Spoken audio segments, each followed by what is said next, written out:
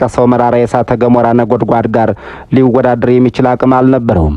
ታላቁና ዝነኛው ሌተናል ጀነራል ወደ ውጭ ሀገር ለመጓዝ አስፈላጊ የሆኑትን ሰነዶች በሙሉ አሟልቶ በሰላማዊ ዜጋ ልብስ አጊጦ ወደ መጫው ተርሚናል እያመራ ነው። ትከሻው ላይ የነበሩትን ወርቃማ ኮከቦችና የክብር አርማዎች አውልቆ መላ ህይወቱን የገባበትን ወታደራዊ ዓለም ለጊዜውም ቢሆን ወደ ኋላው ትቶ የተወሰነ እፎይታ ፍለጋ ሊበር ጥቂት እርምጃዎች ብቻ ቀርተውታል። የወቅቱ ሌተናል ጀነራል የሀገሩን አፈርትቶ ሊበር የመውጫዋን ተርሚናል ብቻ ቀርተው ወደዚያች እያመራ ነው። በድንገት ከበስተጀርባው የጫማ ኮቴዎችና ሹክሹክታዎች ተሰሙ። የደህንነትና የጸጥታ መኮንኖች በድንገተኛና በጠንካራ ሁኔታ ከበቡት። ፓስፖርቱንና የመሳፈሪያ ትኬቱን እንዲያስረክብ በተጠየቀበት በዚያች አጭር ሰከንድ ውስጥ ጀነራሉ የተመለከተው የጸጥታ አባላቱን ፊት ብቻ አልነበረም። ይልቁንም መላ ህይወቱን የደከመበት ደምና አጥንቱን የከሰከሰበት ያ ትልቅ የመከላከያ ተቋም በፖለቲካ ሴረኞች ተወሮ እርሱን እንደ ጠላትና እንደ ስጋት ሊቆጥረው መወሰኑን ነበር። መጓዝ አትችልም፣ ከላይ የመጣ ትዕዛዝ አለ የሚሉት ቃላት ካንደበታቸው ሲወጡ በአየር ማረፊያ ውስጥ የነበረው ጊዜ የቆመ ይመስል ነበር።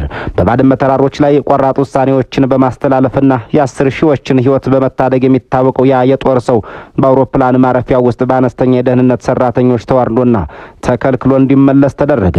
ይህ ክስተት በአውሮፕላን ማረፊያው የተመለከቱትን ጥቂት ሰዎች ብቻ ሳይሆን ወደፊት መላውን የሀገሪቱን የጸጥታ መዋቅር ሊያናውጥ የነበረው ታላቅ የሴራ መጋረጃ መጀመሪያ ነበር። ሆኖም በቦሌ ዓለም አቀፍ አውሮፕላን ማረፊያ ላይ የተፈጸመው አስደንጋጭ ክስተት በድንገት የተከሰተ አልነበረም። ከዚህ ድርጊት ጥቂት ወራት አስቀድሞ በመከላከያ ሰራዊቱ የላይኛው መዋቅር ውስጥ ከፍተኛ የሆነ ድምፅ አልባ ፍጥጫና ፍንገላ ተጀምሮ ነበር። በወቅቱ የመከላከያ ሰራዊቱ የላይኛው አመራር በአንድ ብሔር ተወላጆች ሙሉ በሙሉ ተይዞ የሙያ ነጻነትና የብቃት መርሆች ተጥሰው ብሔራዊ ተቋም የአንድ ቡድን መጠበቂያ ወደ መሆን እያዘነበለ ነበር። ጀነራል አበባው ታደሰ፣ ጀነራል ሰዓረ መኮንንና ጀነራል ሞላ ኃይለ ማርያምን የመሰሉ ከፍተኛ የጦር መኮንኖች በወቅቱ የጦር ኃይሎች ጠቅላይ ኤታማዦር ሹም ለነበሩት ለጀነራል ሳሞራ የኑስ ከረር ያሉ ሪፖርቶችና ጥያቄዎቹን እያቀረቡ ናቸው። ጥያቄዎቻቸው በመከላከያ ውስጥ ፍትሐዊ እንዲሰፍን፣ የብሔር ተዋጽኦ እንዲስተካከልና ሙያዊ ወታደራዊ ስነ ምግባር እንዲከበር የሚጠይቁ ናቸው። ሆኖም የሳሞራ የኑስ ምላሽ እነዚህን ጥያቄዎች ያጣጣልና ጥያቄ አቅራቢዎቹ በትምክህተኝነት የፈረጀ ሆነ። ይህንን ተከትሎም እነዚህ ሶስት ኃይላት ጀነራሎች በአለቃቸው ውሳኔ በመበሳጨት ተቋማዊ ለውጥ ለማምጣት በሚስጥር ቢመክሩም መረጃው ባልታወቀ መንገድ አፈትልቆ ሳሞራ ጋር ደረሰ። ውሳኔውም ፈጣንና ጨካኝ ነበር። ጀነራል ሰዓረ ከሰሜን እዝ አዛዥነቱ፣ ጀነራል ሞላ ከአየር ኃይል አዛዥነቱ፣ ጀነራል አበባው ታደሰ ደግሞ ከነበረበት ከፍተኛ የእዝ ኃላፊነት በአስቸኳይ እንዲነሱ ተደረገ። በተለይም ጀነራል አበባው ከሀገር እንዳይወጣ ተከልክሎ ወታደራዊ ግዳጁንና ታማኝነቱን እንዲያቆም ተደርጎ በግዳጅ ወደ ጡረታ እንዲሸኝ የተወሰነበት ያ ቀን የእርሱ ወታደራዊ መቃብር ተደርጎ ተቆጠረ። ውድ የዚህ ዝግጅት ታዳሚዎች፣ ይህ የሆነው በህዳር ወር 2007 ዓመተ ምህረት ነው። አጋጣሚ መጥቶ ኦሮሞ ከበዛ፣ አማራ ከበዛ፣ ደቡብ ከበዛ ዝናቲክ ይህ ታላቅ ጀነራል በድንገት ዩኒፎርሙን አውልቆ ማረጉን አስረክቦ በአዲስ አበባ ጎዳናዎች ላይ እንደተራሰው መራመድ ሲጀምር የተሰማው ስሜት እጅግ መራራ ነበር። ለአበባው ታደሰ ወታደርነት ስራ ብቻ አልነበረም፣ የህይወት ትርጉም የህልውና መሰረት ጭምር እንደነበር አለቃዬ ነበር ያሉን አንድ ምንጭ ይናገራሉ።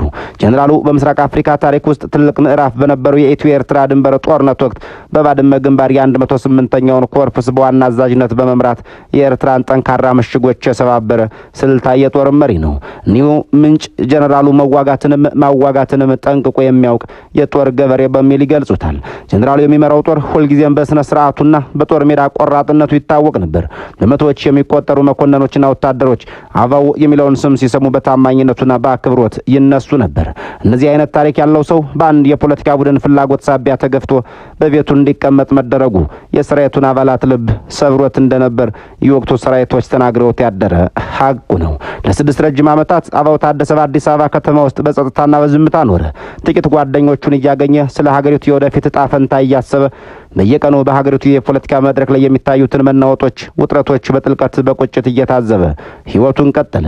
የህዝቡ ሮሮ፣ የሰራዊቱ መዳከምና በሀገር መከላከያ ውስጥ የተንሰራፈው ክፍተት በየጊዜው በውስጡ ይጉላላ ነበር። እርሱ ግን ምንም ማድረግ የማይችል ክንፉ የተሰበረ አንበሳ መስሎ በጸጥታው ዓለም ውስጥ ተቀመጠ። ምንም እንኳን ጀነራሉ ቁጭ ቢሉም ታሪክ አላበቃችም ነበር። በ2010 ዓመተ ምህረት በሀገሪቱ የመጣው ለውጥ ማዕበል የህወሓትን የ30 ዓመታት የበላይነት ሲያከትም አብይ አህመድ የሀገሪቷን ስልጣን ተረከቡ። አዲሱ የለውጥ መንግስት በርካታ ማሻሻያዎችን ለማድረግ ቢሞክርም ቀደም ሲል የተዘረዘሩት የብሔር የፖለቲካ ቁስሎች ግን ወደ ከፋ ግጭት ማምራታቸው አልቀረም። በመጨረሻም በህዳር 2013 ዓመተ ምህረት ታሪካዊቱ የኢትዮጵያ ሰሜናዊ ክፍል በጦርነት እሳት ነደደች። የሰሜን ህዝብ መከላከያ ሰራዊት ላይ የተፈጸመው ድንገተኛ ጥቃት የሀገር መከላከያ መዋቅርን ከስሩ ያናጋ፣ ሰራዊቱን ያስበረገገና የኢትዮጵያን ብሔራዊ ህልውና ታላቅ አደጋ ላይ የጣለ ክስተት ሆነ። በአዲስ አበባ የስልጣን ኮሪደሮች ውስጥ ከፍተኛ ውጥረት ነገሰ። ጦርነቱን የሚመሩት ሰራዊቱን መልሶ የሚያደራጁና የጠላትን ስልት የሚያውቁ አዛዦች በጥብቅ አስፈለጉ።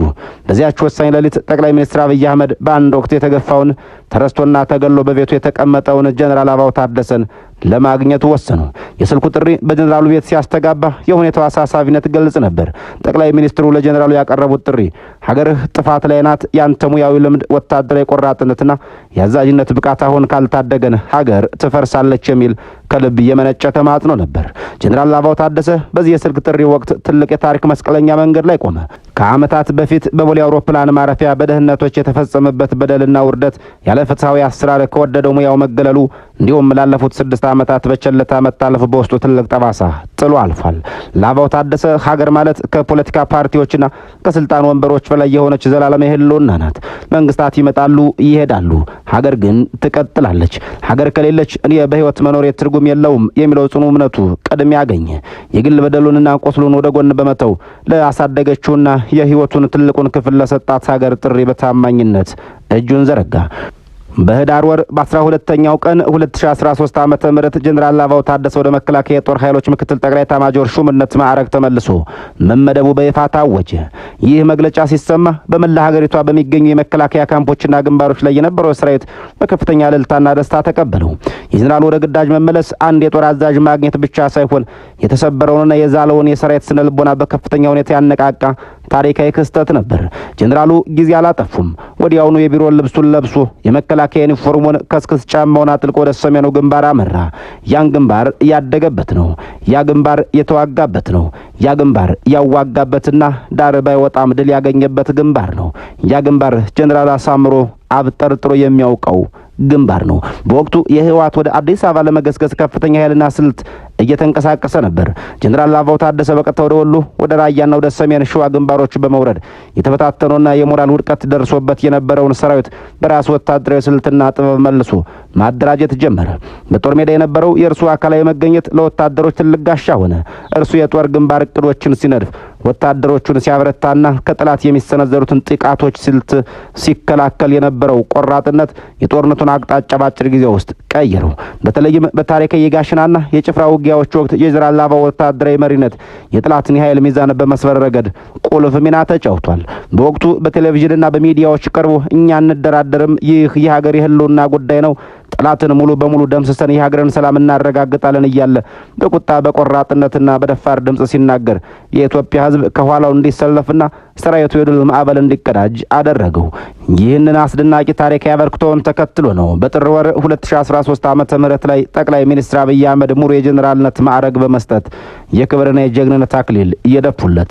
ትናንት በቦሌ አየር ማረፊያ በውርደት ተከልክሎ የተመለሰው ያ ጀነራል ዛሬ የሀገር አዳኝና የድል ምልክት ሆኖ በአደባባይ ደመቀ።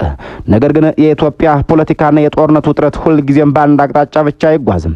ከ2 ዓመታት ደም አፋሳሽ ውጊያ በኋላ በደቡብ አፍሪካ ፕሪቶሪያ የተፈረመው የሰላም ስምምነት የሰሜኑን ጦርነት ቢያቆመውም ለአበባው ታደሰ ግን አዲስና ይበልጡ ስብስብ የፖለቲካ ፈተና ይዞ መጣበት። በ2015 ዓመተ ምህረት አጋማሽ ላይ የፌዴራሉ መንግስት በሀገሪቱ ያሉትን የክልል ልዩ ኃይሎች ለማፍረስና ወደ ፌዴራል የጸጥታ መዋቅር ለማዋሃድ የወሰነው ውሳኔ በአማራ ክልል ታላቅ ቁጣና አመጽ ቀሰቀሰ። ጠቅላይ ሚኒስትር አብይ አህመድም ይህንን እጅግ ፈታኝና አወዛጋቢ ውሳኔ ለህዝብና ለሰራዊቱ ለማስረዳት ጀነራል አበባውን ግንባር ቀደም አድርገው አመጡት። ጀነራል አበባው ታደሰም በይፋ በሚዲያ ቀርበው ልዩ ኃይልን ማፍረስ ማለት የአማራን ህዝብ ትጥቅ መፍታት ሳይሆን ሀገርን በአንድ ወጥና ህገ መንግስታዊ በሆነ ወታደራዊ መዋቅር ስር ማደራጀት ነው በማለት በሙያዊና በወታደራዊ እይታ አስረዳ። ይህንን ንግግር ግን በትውልድ ቦታውና በራሱ ብሔር ተወላጆች ዘንድ ትልቅ ቅሬታና የተቃውሞ ማዕበል አስነሳበት። ውሳኔውን ተከትሎ በአማራ ክልል ውስጥ በፋኖ ታጣቂዎችና በፌዴራል መንግስቱ መካከል የተጀመረው አዲስ የትጥቅ ግጭት ጀነራሉን እጅግ መራራና ልብ የሚሰብር የስነ ልቦና ቀውስ ውስጥ ከተተው ይላሉ አንድ እቀርበዋለሁ ያሉን ሰው።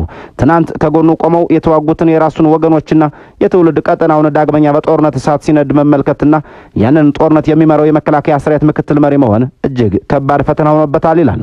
ይህ አዲሱ ውጥረት ደግሞ በጀነራል አበባው ታደሰና በጠቅላይ ሚኒስትር አብይ አህመድ መካከል ያለውን ግንኙነት ምን ይመስላል የሚለውን ጥያቄ በድጋሚ አደባባይ መነጋገሪያ አደረገው። በተለያዩ ጊዜያት ማህበራዊ ሚዲያዎችና የፖለቲካ ተንታኞች እንደሚሉት ጀነራል አበባው በአማራ ክልል ውስጥ በሚወሰዱት አንዳንድ ወታደራዊ እርምጃዎች ላይ የራሱ የሆኑ ቅሬታዎች አሉት። ከጠቅላይ ሚኒስትሩና ከኦሮሞ የጦር መኮንኖች ጋርም ወታደራዊ ስልትና የፖለቲካ ውሳኔዎችን በተመለከተ ድምፅ አልባ ግጭት ውስጥ ገብቷል የሚሉ ወሬዎች ይናፈሳሉ። ጀነራሉ ሚስጥራዊ የሆኑ ወታደራዊ መረጃዎችን ለፋኖ ታጣቂዎች አሳልፎ ሰጥቷል በሚል ተጠርጥሮ ከከፍተኛ ስብሰባዎች መገለሉንና በተዘዋዋሪ በቁም እስር ላይ እንደሚገኝ የሚገልጹ በርካታ ወሬዎች ቢናፈሱም እርሱ ግን ዛሬም ድረስ በይፋ በመከላከያ ሰራዊቱ ውስጥ ምክትል ጠቅላይ ኤታማዦር ሹም ሆኖ እያገለገለ ይገኛል። በቅርቡም በተለያዩ ከፍተኛ ወታደራዊ ክንውኖች በምስራቅ እዝ የምስረታ በዓላት እና በሀገር አቀፍ የጸጥታ መድረኮች ላይ ከጠቅላይ ሚኒስትር አብይ አህመድና ከፊልድ ማርሻል ብርሃኑ ጁላ ጎን በመቆም አሁን ተደማጭነቱንና ተደራሽነቱን እንዳላለቀ በተግባር እያሳየ ነው። የጀነራል አበባው ታደሰ የጠቅላይ ሚኒስትር አብይ አህመድ ግንኙነት መቼም ቢሆን ቀጥተኛና ቀላል ሊሆን አይችልም። የሁለቱ መስተጋብር በፖለቲካ ፍላጎት፣ በብሔራዊ ግዴታና እርስ በርስ በመፈላለግ የተሳሰረ የቼዝ ጨዋታ ነው። ጠቅላይ ሚኒስትሩ የጀነራሉን ወታደራዊ ብቃት፣ በሰራዊቱ ዘንድ ያለውን ከፍተኛ ተሰሚነትና በአማራ ሕዝብ ዘንድ ያለውን ተቀባይነት ተጠቅመው የፌዴራሉን መንግስት የበላይነትና የሀገርን አንድነት ለማስጠበቅ ሲፈልጉ፣ በሌላ በኩል ደግሞ የጀነራል ወታደራዊ ቅንነትና ለአካባቢው ሕዝብ ያለው ስሜት በፖለቲካ ክበብ ውስጥ ሁልጊዜም በጥርጣሬን እንዲታይ ያደርገዋል። ጀነራል አበባው ታደሰም ቢሆን የመከላከያ ተቋም ጥንካሬና የሀገር ህልውና ከማንኛውም ጊዜያዊ የፖለቲካ ስልጣን በላይ መሆኑን ቢያምንም አሁን ባለው የሀገር ውስጥ ጦርነትና ፖለቲካዊ ቀውስ ውስጥ የራሱን ታሪካዊ ክብር፣ የሙያ ቅንነትና የህዝቡን እልቂት እንዴት አስታርቆ መጓዝ እንዳለበት በየቀኑ የሚፈተንበት ጥልቅ መስቀለኛ መንገድ ላይ ይገኛል ይላሉ። ይህ ታሪክ የጀነራል አበባው ታደሰ ታሪክ ብቻ አይደለም። የኢትዮጵያ መከላከያ ሰራዊት ታሪክ ውጣ ውረድና በደልና ክብር፣ ሞትና ዳግም ትንሣኤ በአንድነት የታየበት አስደናቂ የታሪክ መድረክ ነው። ትናንት በቦሌ አውሮፕላን ማረፊያ በውርደትና በቁጭት ከተሰናበተበት መራራ ቀን ጀምሮ ዛሬ በሀገሪቱ የጦር ኃይል ከፍተኛ አመራር ላይ ተቀምጦ የሀገሪቱን ዕጣ ፈንታ እየወሰነ እስካለበት ታሪካዊ አጋጣሚ ድረስ ያለው ጉዞ በኢትዮጵያ ዘመናዊ ታሪክ ውስጥ በትዕግስት በጽናትና በታማኝነት የተጻፈ ታላቅ አሻራ ሆኖ ለትውልድ ይተላለፋል። ውድ የበራፍ ቲቪ ቤተሰቦች የእኛን በዚህ አበቃን። የእናንተን ግን በአስተያየት መስጫው ሳጥን በኩል ጻፉልን። ሰኔ ጊዜ የተመኘን በዚሁ እንሰናበታለን።